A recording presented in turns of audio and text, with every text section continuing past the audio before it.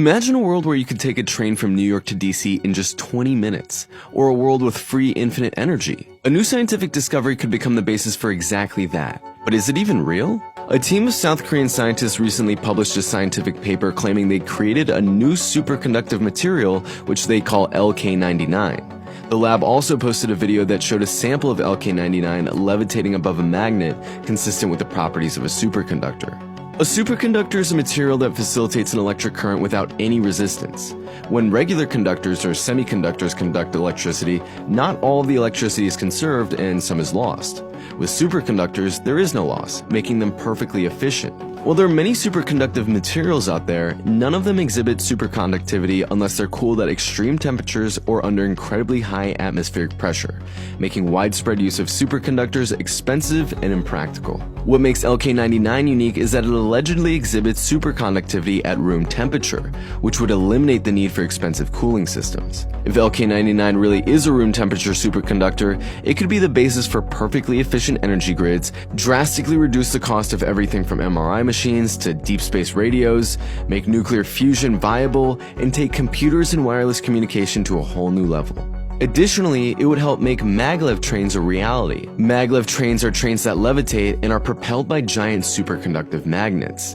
Hyperloop, which is a concept where maglev trains would travel through a vacuum-sealed tube, has a theoretical top speed of 760 miles per hour, which would make it the fastest form of transportation on Earth while consuming far less energy and being safer than air travel. Perfecting Hyperloop technology could change the realm of possibilities for travel.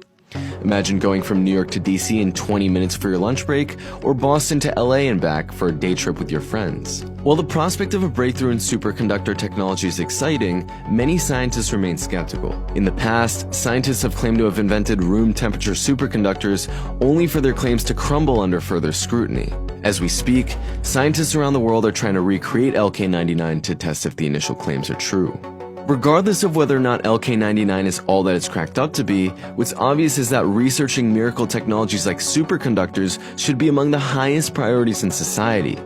Technologies like superconductors, nuclear fusion, nanotechnology, and the Internet of Things would vastly increase societal productivity while lessening the need for human toil.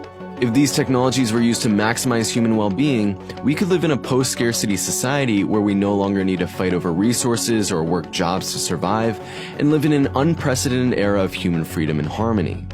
Despite this, U.S. military-related research is set to receive more federal funding than research for health and human services, energy, space, agriculture, transportation, education, and the Smithsonian institutions combined. On top of this, scientific research at many universities is funded by military contractors and big pharma giants. Billionaires buy out revolutionary technologies and try to sell them back to us at a profit. As long as scientific priorities are dictated by war profiteers, billionaires, and big pharma, science will never serve humanity. In this sense, the fight over the future of science is inseparable from the fight over the future of humanity itself.